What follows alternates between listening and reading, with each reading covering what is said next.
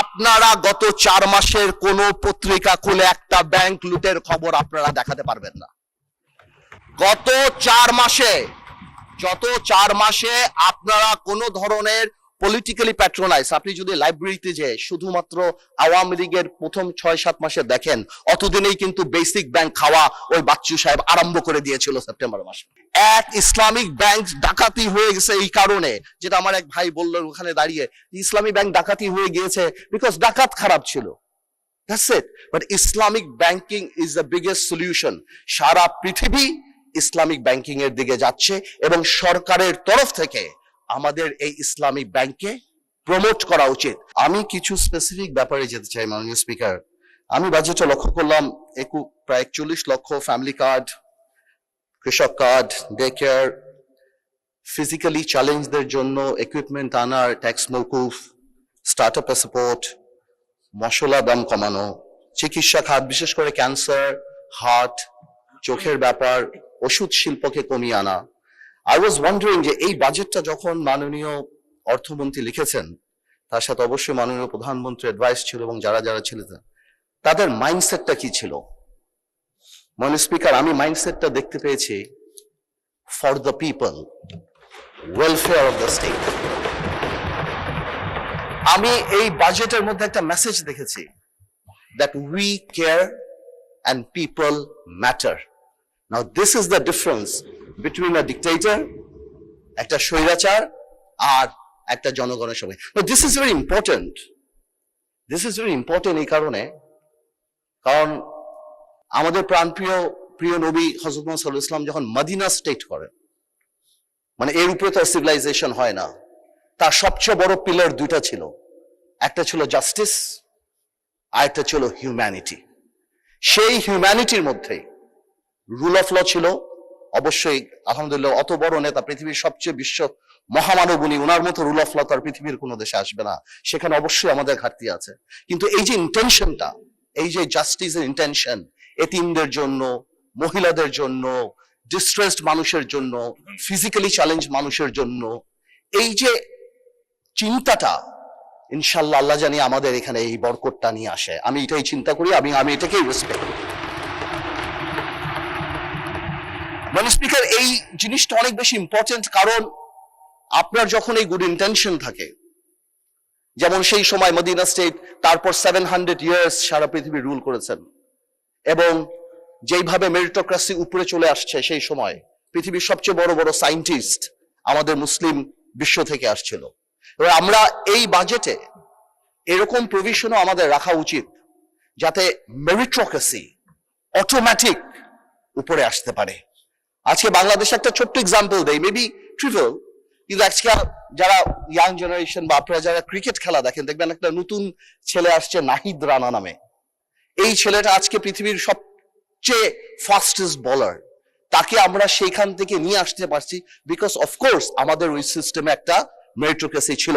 I am sure বাংলাদেশের কোনায় কোনায় এরকম হাজার হাজার বিভিন্ন সেক্টরের নাহিদ রানা আছে যাদেরকে আমাদের নিয়ে আসতে হবে।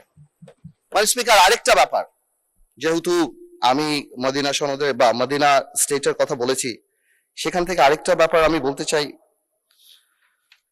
সেটা হলো আমাদের এত বড় একটা ইকোনমি। একবার জামাতের আমার অপোজিশনের একজন লিডার কারেক্টলি বলেছিলেন, আমি যদি উনি ভেঙে বলেননি, জাকাতের কথা। জাকাত is the pillar of the Islamic economy, এবং জাকাত ইজ দ্য ইন্টিগ্রাল পার্ট। জাকাত গিভস প্রোটেকশন। আমরা বাংলাদেশের জাকাতটা একটা হিডেন ইকোনমি, আমরা কেউ বলতে পারি না কত টাকা জাকাত দেয়া হয়। হ্যাঁ, সরকারের আছে জাকাত নেওয়ার একটা ওয়ে আছে, বাট সেটা খুব মিনিমাল। আমি মনে করি বাংলাদেশে মাননীয় স্পিকার একটা ডাটাবেস থাকা উচিত, প্রত্যেকটা নির্বাচনী আসনে কারা জাকাত নিতে পারে সেই নামগুলি একটা ডাটাবেসে রাখা উচিত, যাতে করে আমরা যেই জাকাত দিতে চাই, ইভেন কি প্রবাসীরাও যদি জাকাত দিতে চায়, তাহলে ওই ডেটাবেস অনুসারে তারা ওই জাকাতটা পৌঁছে দিতে পারে। সো বেশি হলে কত হবে, 50 লাখ 60 লাখ মানুষ আছে প্রত্যেকটা কনস্টিটুয়েন্সিতে, যদি 20,000 করে আমরা ধরি, কিন্তু এতে কি হবে, উই মাস্ট প্রমোট দ্য জাকাত। যেমন আগেই বললাম, জাকাত আমাদের ইকোনমির অনেক বড় একটা ব্যাপার, এবং নিশ্চয়ই মানুষ জাকাত দেয়। জাকাতের বাদেও দেখেন এত মসজিদ মাদ্রাসা যে হয়, নিশ্চয়ই মুসলমানরা দান করে, তাই তো হয়। মানুষ জাকাত দিতে চায় কিন্তু পারেন। আপনি নর্মাল ওয়েবসাইট দেখেন না, মানুষ speaker, what website sells? It doesn't sell product, it sells convenience. আজকে যে এরকম ওয়েবসাইট আমাদের থাকে, যেখান থেকে বা অ্যাপ থাকে, যেখান থেকে তাদের কাছে কার্ড থাকে, তাদেরকে আইডেন্টিফাই করতে পারি। অনেক প্রবাসী মানুষ আছে। আমি সব মাননীয় প্রধানমন্ত্রী ইংল্যান্ডে ছিলেন, দেখবেন আমরা ইংল্যান্ডে আপনার টিভিতে দেখতাম 1 ঘন্টার মধ্যে বাংলা চ্যানেলে সিলেটে কোন একটা মসজিদে হাজার হাজার পাউন্ড তারা বের করে ফেলতো। ওয়াই? Because of accessibility. আমার মনে হয় যারা জাকাত প্রাপ্য তাদেরকে আমাদের এই সুযোগ করে দেওয়া উচিত, যাতে জাকাতটা আরো অনেক পপুলার হয়। এট দ্য সেম টাইম আমি প্রপোজ করব যে একটা জাকাত টেলিভিশন যাতে আমরা ইন্ট্রোডিউস করতে পারি, যাতে বাংলাদেশে যারা জাকাত নিতে পারে, যারা প্রাপ্য, তাদেরকে আমরা জাকাত যারা দিতে পারে সেই জনগোষ্ঠীর কাছে পৌঁছে দিতে পারি। এখন out of sight out of mind, অনেকে ইচ্ছা করলেও দিতে পারে না। জাকাতের সাথে আরেকটা কথা আমার একজন মাননীয় সংসদ সদস্য বলে গেলেন, রিবা বা সুদের কথা। এটাও আমাকে আমাদের একজন বলে গিয়েছিলেন, আমাদের মাননীয় সংসদ সদস্য জামাতে ইসলামের, উনিও বলে গিয়েছিলেন। আমি কারেক্টলি বলি, আমি জানি এই কথা বললে হয়তো আমাকে অনেকে প্রোগ্রেসিভ মনে করবে না, ইটস ট্রু, এটা হতেই পারে। বিকজ আমরা এমন ভাবে কনভেনশনাল ব্যাংকিং বা শাইলক সিস্টেমে আমরা যেভাবে ঢুকে গিয়েছি, এটা আমরা রাতারাতি পরিবর্তন করতে পারবো না। কিন্তু এটা সত্যি কথা যে পৃথিবীতে এখন Islamic banking is the trend.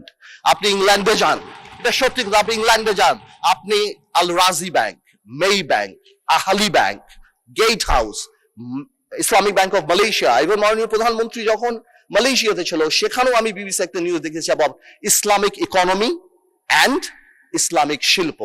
We must promote Islamic banking. এক ইসলামিক ব্যাংক ডাকাতি হয়ে গেছে এই কারণে, যেটা আমার এক ভাই বললেন ওখানে দাঁড়িয়ে, ইসলামিক ব্যাংক ডাকাতি হয়ে গিয়েছে বিকজ ডাকাত খারাপ ছিল। That's it. But Islamic banking is the biggest solution. সারা পৃথিবী ইসলামিক ব্যাংকিং এর দিকে যাচ্ছে এবং সরকারের তরফ থেকে আমাদের এই ইসলামিক ব্যাংকে প্রমোট করা উচিত। বিকজ কেন? বিকজ আমরা ডিভাইন ব্লেসিং এ বিশ্বাস করি।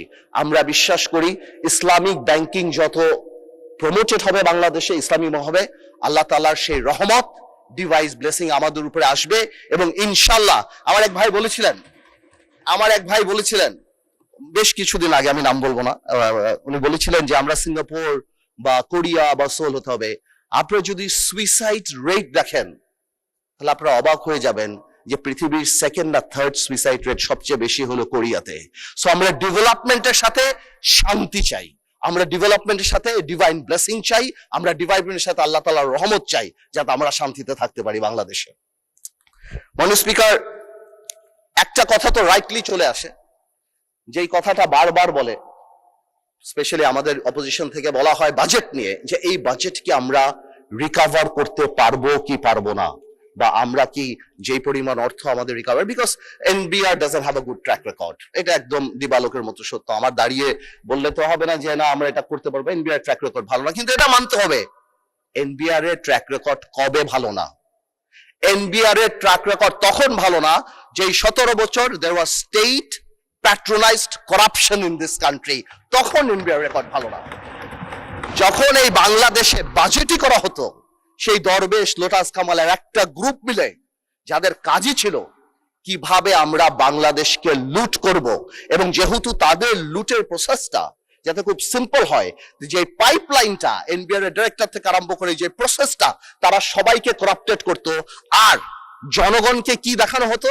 জনগণের দেখা হতো পদ্মা সেতু, 20,000 কোটি টাকার সেতু, যেটা 40,000 কোটি টাকা দিয়ে বানিয়ে একটা সিম্বল অফ অ্যারোগেন্স। ঠিক যেমন মমতাজ আর তাজমহল অনেকে বলে সিম্বল অফ লাভ, আমিও সেটাকে বলতাম শাহজাহান সাহেবের সিম্বল অফ অ্যারোগেন্স, যে কারণে সেই সময় সব ধ্বংস মানুষের হাত কেটে দেওয়া হতো, কিন্তু উনি ওটা নিয়ে ব্যস্ত ছিল।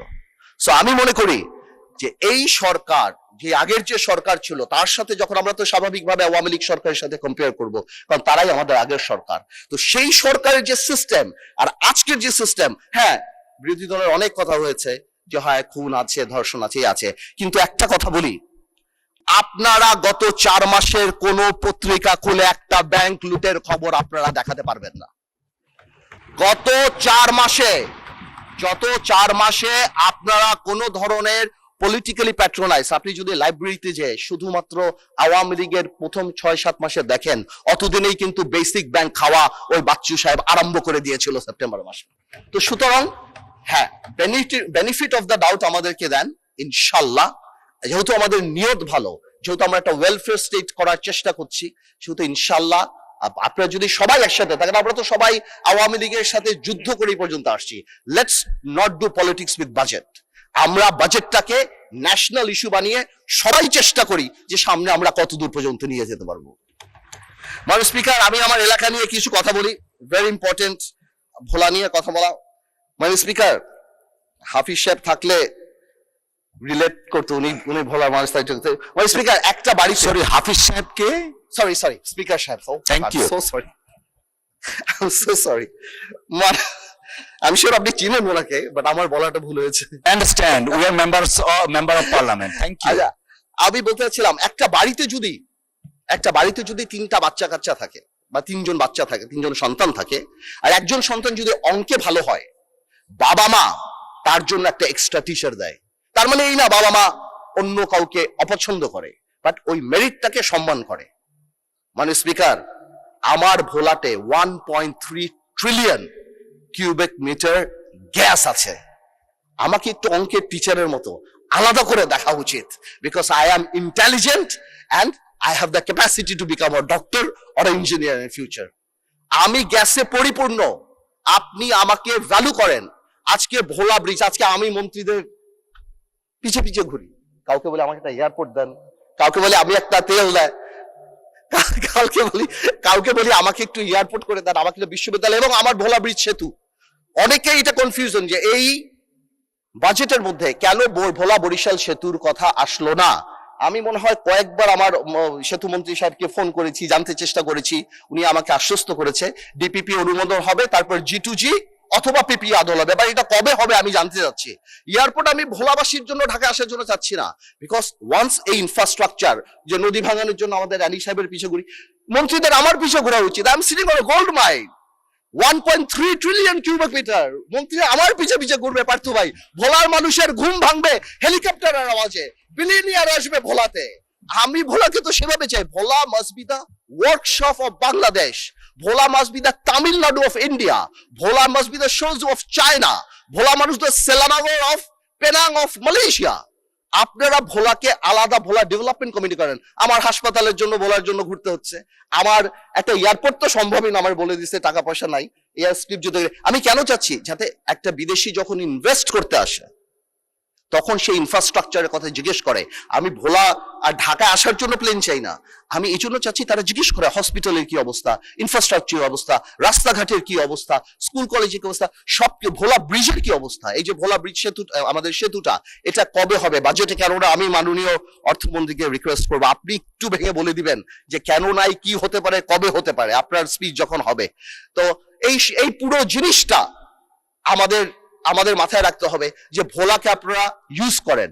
ভোলা could be the heart, Bhola could be the মানে heart of the economy of the country. আর এই কারণে আমাদের ইনফ্রাস্ট্রাকচার ডেভেলপমেন্ট অনেক দরকার। আমি মাননীয় প্রধানমন্ত্রীর দৃষ্টি আকর্ষণ করব যে ভোলা ডেভেলপমেন্ট কমিটি নামে একটা কমিটি যদি করে ভোলাকে আলাদা বরাদ্দ বা ভোলার আলাদা জিনিসগুলো, এবং আমাকে যদি, যেহেতু আমি সরকারের পার্ট না, আমি কোনো মন্ত্রী না বা আমার কোনো এক্সিকিউটিভ পাওয়ার নাই, আমাকে এরকম একটা অ্যাক্সেসিবিলিটি করে দেওয়া যাতে আমি আমার কাজগুলি খুব তাড়াতাড়ি বের করে নিয়ে আসতে পারি। মাননীয় স্পিকার, আমি আর বেশি সময় নিব না, আমি আবার সরকারকে এবং বিশেষ করে মাননীয় প্রধানমন্ত্রীকে ধন্যবাদ জানাই এবং আমি কংগ্রাচুলেট করি। এবং আমরা দেশবাসী এবং আমরা সবাই বসে আছি যে এই চুক্তির ডিটেইলস গুলি আমরা ইনশাল্লাহ কবে জানবো, যাতে করে আমরা ডিটেইলস আলাপ করতে পারবো। আপনাদের সবাইকে ধন্যবাদ।